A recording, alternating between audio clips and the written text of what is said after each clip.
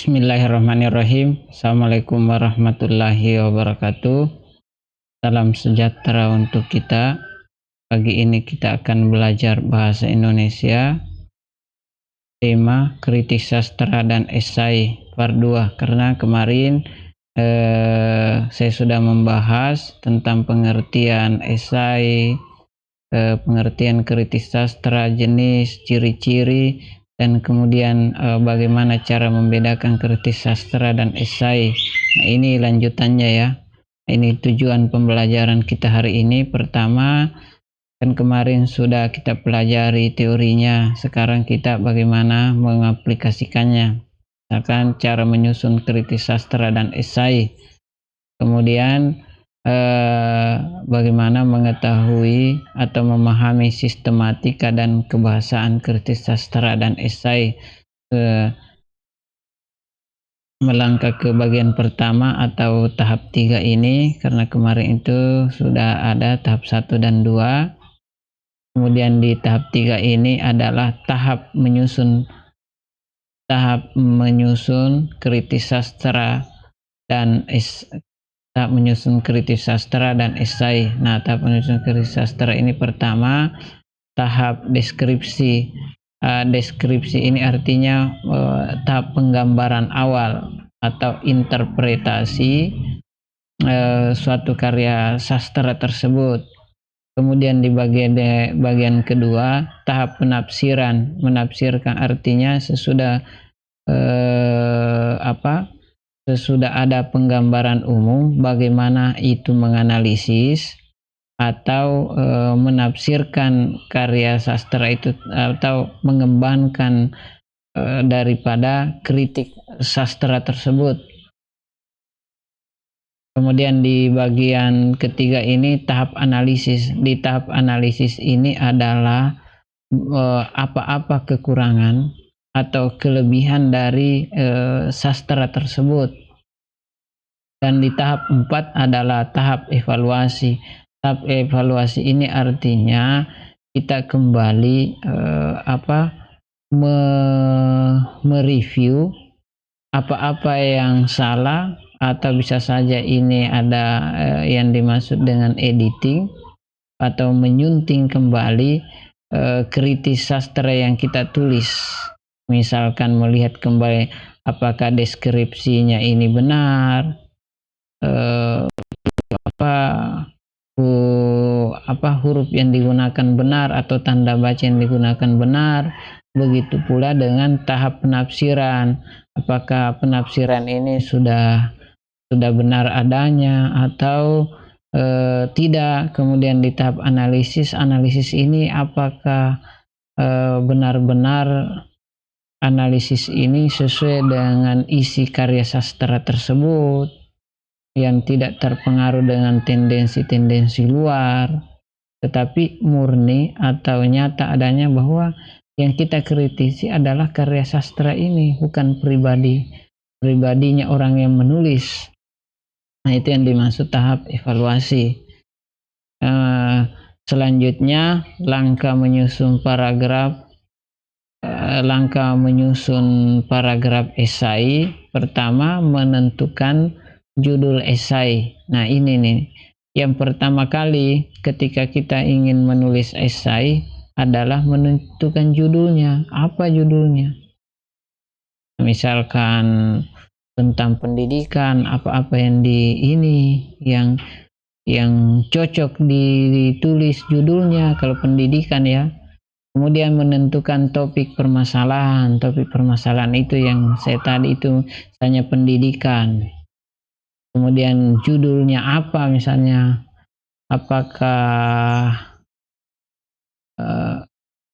menurunnya mutu pendidikan di era pandemi, itu kan judul, sedangkan topiknya adalah pendidikan. Menentukan tujuan penulisan esai. Jadi apapun yang dilakukan atau dilaksanakan di dunia ini tidak terlepas daripada tujuan. Kita saja ingin pergi ke pasar, itu kan ada tujuan tertentu, yang mana tujuan tertentu itu harus dicapai. Misalnya kita membeli ikan, ya ikan yang kita beli. Maka selanjutnya menentukan jenis esai yang akan ditulis. Jenisnya seperti apa? Apakah itu sosial, politik, agama, budaya. Jadi harus ditentukan. Selanjutnya membuat kerangka paragraf. Jadi tulisan yang baik adalah kita membuat kerangka atau susunan-susunan yang detail.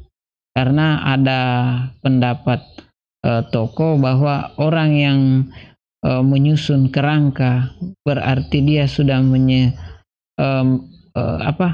dia sudah menyelesaikan tulisannya 75%. Berarti kalau kita tidak menyusun kerangka, hilang 75% keutuhan tulisan itu. Yang keenam atau selanjutnya membuat paragraf pembuka. Jadi ada apapun yang dilakukan sebenarnya tidak terlepas daripada awal.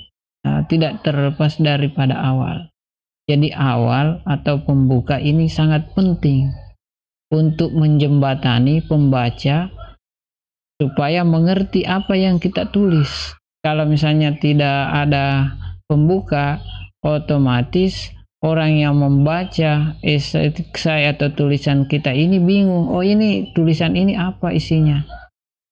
Selanjutnya membuat paragraf pengembang. Jadi paragraf pengembang ini setelah ada pembuka, ya dikembangkan berdasarkan, karena ini esai adalah pandangan kita argumentatif kita menulis itu. Walaupun itu argumentatif, tapi harus juga didukung dengan bukti-bukti yang kuat supaya tulisan ini bermakna atau bermanfaat. Selanjutnya membuat paragraf penutup. Membuat paragraf penutup ini kalau dilihat dari struktur esai ini boleh ada dan boleh tidak.